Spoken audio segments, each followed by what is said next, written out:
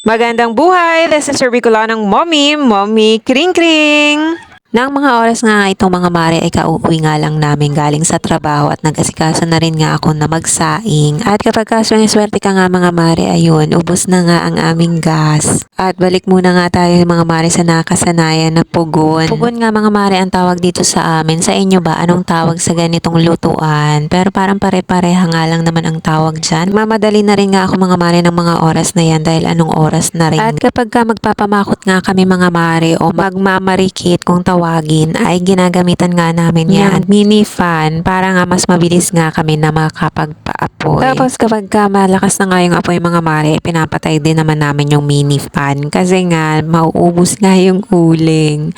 Ang mahal pa naman ng uling ngayon mga mare. Yung dating 5 piso nga lang noon mga mare na naging 10 tapos naging 15. Ngayon nga ay 20 pesos na ang isang balot. O diba talagang pamahal na ang mga bilihin. At pagkatapos ko nga doon mga mare ay nasikaso ko na rin nga itong sinasalok ng aking asawa. Tapos sinasabayan ko na rin nga ng paglinis ng konti at pinapaako na nga lang yung mga mare.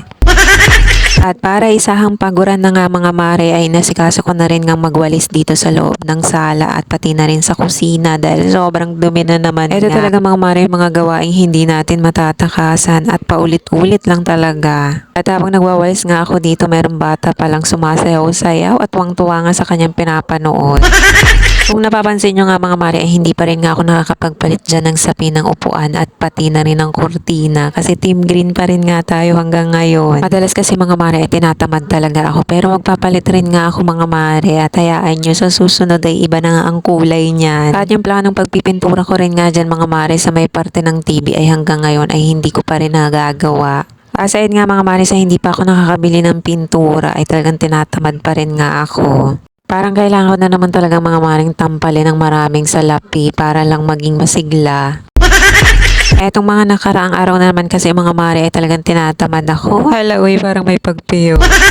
Gawa nga siguro nitong nakaraang linggo na ang dami ko nga ginawa mga mare kaya heto pagod na naman nga ang ating katawan at hanggang ngayon ay hindi pa rin nga nakakabawi. Ang hirap din talaga mga maring maging masipag. Dapat nga ay laging neutral lang, may pagkatamad at may pagkamasipag.